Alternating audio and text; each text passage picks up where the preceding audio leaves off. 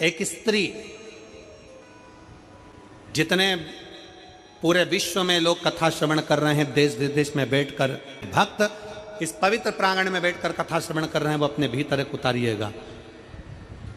पुरुष और स्त्री में एक अंतर है। पुरुष जब भगवान के मंदिर में जल चढ़ाता है, जल अगर चढ़ा रहा है तो वह अपने माता पिता, अपने नाना नानी को पार लगाता है, दादा दादी को पार लगाता है। पर शंकर के मंदिर में अगर कोई स्त्री, कोई नारी, कोई लड़की, कोई कन्या, कोई बेटी, कोई माँ, कोई वृद्ध भी अगर शंकर के मंदिर में एक लोटा जल चढ़ा रही है तो वो अपना मायका और अपना ससुराल दोनों की 71 पीढ़ी को पार उतार देती है। और कितना सुंदर कहा माता पार्वती जी ने भगवान शंकर से अमरनाथ की गुफा में प्रश्न करते हुए कहा कि पुरुष भगवान की सेवा में लगे, भजन में लगे, मंत्र उच्चारण में लगे तो उसका फल पुरुष को प्राप्त होता है। पर अगर स्त्री, नारी अगर भगवान शंकर की आराधना में लगती है, शिव की भक्ति में लगती है, तो हे भोलेनाथ उसका फल किस किस को मिलता है। शिव महापुराण की कथा कहती है, भगवान शंकर का चरित्र कहता है, पुरुष का करा गया पुण्य पुरुष को प्राप्त होता है। पर केवल भारत की भूमि पर एक नारी एक ऐसी होती है, स्त्री ऐसी होती है, जिसने अगर सोमवार का व्रत कर लिया, मंगलवार का व्रत कर लिया, तीज का व्रत कर लिया, चतुर्थी का व्रत कर लिया, छठ का व्रत कर लिया, पंचमी का व्रत कर लिया, नवरात्रे के व्रत कर लिए, कोई सा व्रत, कोई सी पूजन अगर भारत की भूमि हो, चाहे देश विदेश की नारी हो, अगर कोई स्त्री व्रत करती है तो उसका फल केवल स्त्री अकेली को नहीं मिलता, उसका फल उसके बेटे को, उसकी बेटी को, उसके पति को, उसके ससुर को, उसकी सास को और उसके मायके को, सबको प्राप्त होता है। ये नारी के द्वारा किया गया पुण्य का फल उसके पूरे परिवार को मिलता है, पूरे परिवार। शायद आप लोगों को मालूम है कि नहीं मालूम, हमें ध्यान में नहीं है, करवा चौथ का व्रत किसके लिए होता है? जम के बोलो जरा। इसके लिए करते हो पति की लंबी उम्र के लिए, ठीक है। और ये पूरी दुनिया जानती है कि करवा चौथ का व्रत पति की लंबी उम्र के लिए होता है। पर कभी मौका मिल जाए तो एक बार गणेश पुराण को पढ़िएगा, और गणेश पुराण में और देवी भागवत में दोनों में स्पष्ट वर्णन आता है कि अगर स्त्री चतुर्थी का व्रत करती है, चाहे वो करवा चौथ हो, चाहे बड़ी चतुर्थी हो, छोटी चतुर्थी हो, किसी भी चतुर्थी का व्रत अगर स्त्री करती है तो उसके पति का तो उम्र बढ़ता ही है, साथ में उसके पुत्र का वैभव भी बढ़ता है, उसके पुत्र का वैभव भी बढ़ता है, उसकी संतान का सुख भी बढ़ता है। तो कोई ये विचार ना करे कि करवा चौथ का व्रत केवल पति के लिए होता है। शिव महापुराण की कथा कहती है कि करवा चौथ का व्रत अगर स्त्री करती है तो पति की तो उम्र बढ़ती है, साथ में उसके बच्चों का वैभव भी बढ़ता है। कोई व्रत अगर स्त्री करती है, नवरात्रे का व्रत कर रही है, नवरात्रे में उपवास रख रही है, उसका फल सबको मिलता है, उसके पूरे घर को प्राप्त हो, पूर्ण घर।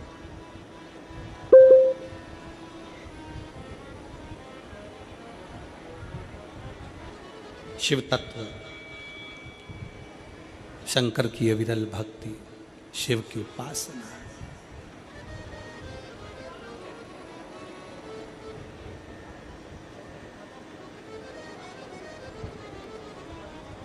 सेवा का क्रम बढ़े।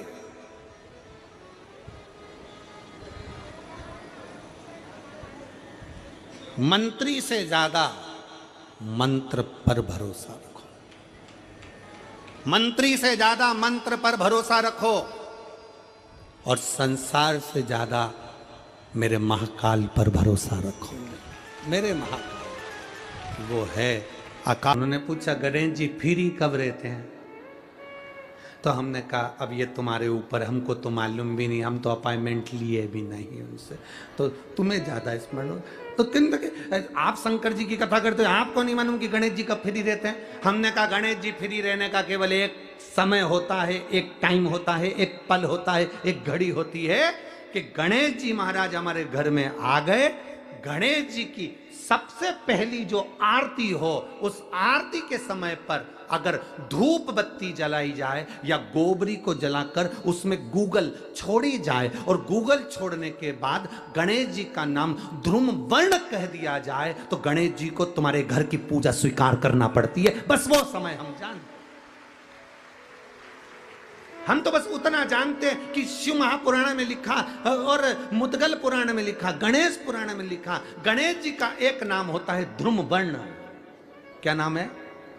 ध्रुम वर्ण गणेश जी का एक नाम होता है। जब हम धूप जलाकर और धूप लगाने के बाद में गणेश जी की सबसे पहली आरती करने के पहले अगर हम सबसे पहली आरती गणेश जी की कर रहे हो, अपने घर में स्थापना कर रहे हो, बिठा रहे हो, और तुम चाहते हो कि गणेश जी मेरे घर में आके मेरी पूजा को स्वीकार करें और जो मांगू मेरा गणेश मुझे दे 10 दिन के अंदर, तो पहला नाम लेकर पुकार लेना ध्रुम वर्ण विनायक, बैठो, बस काम हो गया। वो फ्री होकर आता है, वो बैठता है, अलमस्तता में बैठता। अब वो हमसे पूछे समय क्या है, हमने कहा देखो हमारे को तो मालूम नहीं, बस इतना जरूर जानते हैं कि ध्रुम वर्ण नाम के मेरे विनायक, जो जिनके शरीर से भक्तों के ताप मिटाने के लिए अग्नि तेज निकलता रहता है, जिनके शरीर से धुएं की भांति अग्नि प्रकट होती रहती है। अग्नि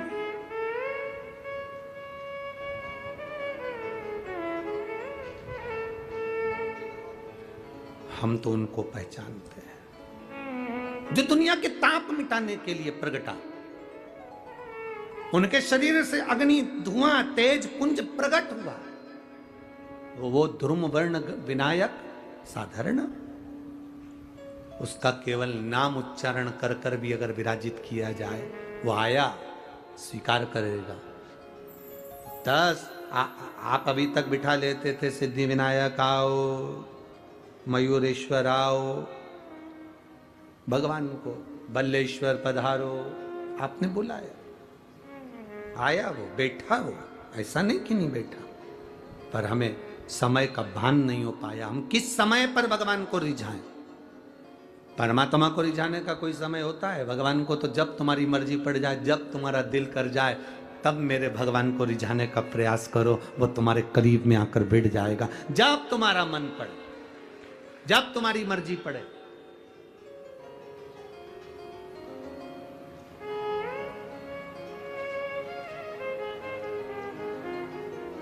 चतुर्थी का जो व्रत करने वाली होती हैं, जो चतुर्थी का पूजन करने वाली होती हैं, उनके भीतर का एक भाव होता है कि जैसे ही शाम का समय आए चंद्रदेव का पूजन करें, चंद्र जब प्रकट हो जाए, कलश भर लिया, उसके नीचे आखा दाना रख दिया, चावल गेहूं जो भी आप रखते हो पूजन के लिए, ऊपर पात्र आदि रख दिया, जलाशय, फिर अपन ने घी का दिया लगाकर पूजन भी कर ली। तो जो चतुर्थी का पूजन करने वाली होती हैं, जो चतुर्थी का नियम व्रत धारण करने वाली होती हैं, बड़ी बड़ी चतुर्थियां करती हैं या उसका नियम धारण करती हैं, तो चतुर्थी का जो पूजन करती है वो किस चीज के लिए होता है? केवल संतान, पुत्र, परिवार, हमारा कुटुंब, हम जिस कुल में हैं, हमारा कुल वैभव की ओर बढ़े, संपदा की ओर बढ़े और उसकी आयु बढ़े, उसकी आयु बढ़े, वैभव बढ़े।